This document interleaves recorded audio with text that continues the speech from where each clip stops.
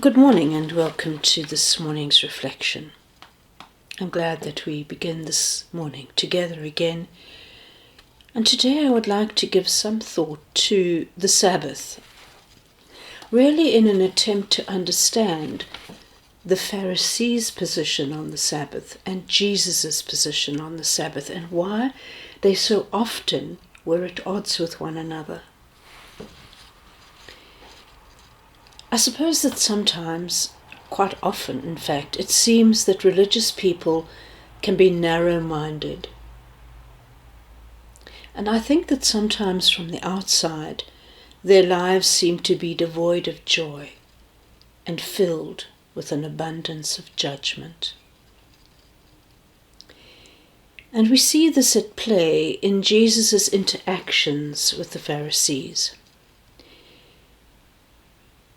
The many times that he found himself at odds with them around the Sabbath.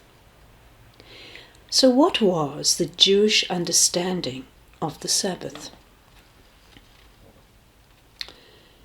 The Sabbath was a memorial of creation.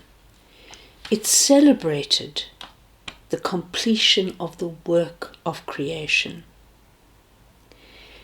It was seen as a holy day set aside by God, consecrating to Him a specific period of time. This day meant the worship, adoration, and thanksgiving for all of God's goodness. The call to rest from work on the Sabbath was a secondary part of the Sabbath celebration. A rest from preoccupation with money and pleasure and all creative comforts meant getting a proper perspective in relation to the Creator God. The Sabbath was a day of honesty, a day of careful contemplation, a day of taking stock, of examining the direction of life. Secondly, it was a memorial of the covenant. On Mount Sinai, God gave Moses 2 tablets, and he said, "Sons of Israel, you are to keep the Sabbath. This is a lasting covenant between myself and Israel, and the Sabbath is a sign forever of this covenant." So every Sabbath is a solemn renewal of that covenant. The people renewed their dedication to God's service. And once again, rest from work was not the primary focus of this celebration. Worship remained the central element of the Sabbath. Worship and celebration. Isaiah spoke of the Sabbath as a day of delight, a day when fasting and mourning were forbidden. On this day they wore white, and joyful music pervaded the day. Feasting took place in the home, and all family members were present. Invited guests, especially the poor, the stranger, and the traveller.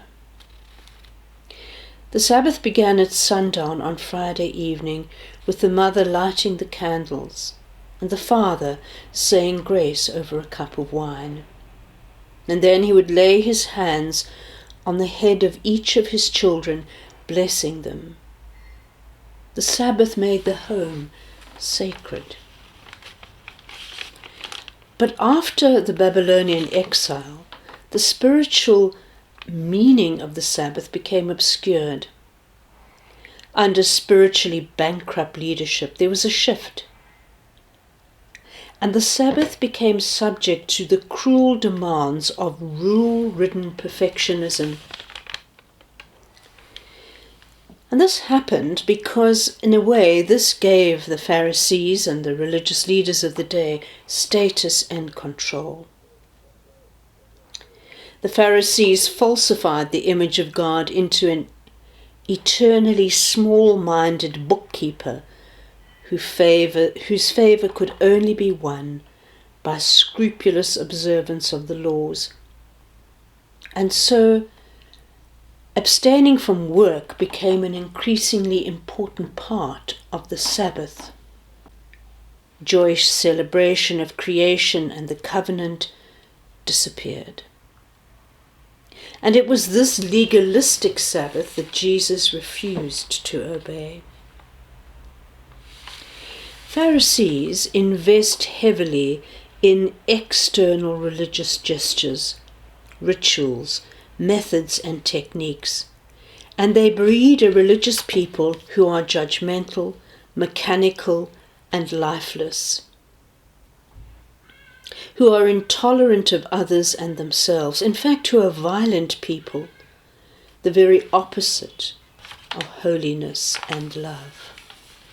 Jesus did not die at the hands of thugs, but rather at the hands of the religious, the well-scrubbed hands of the deeply religious, the socially acceptable, the respected.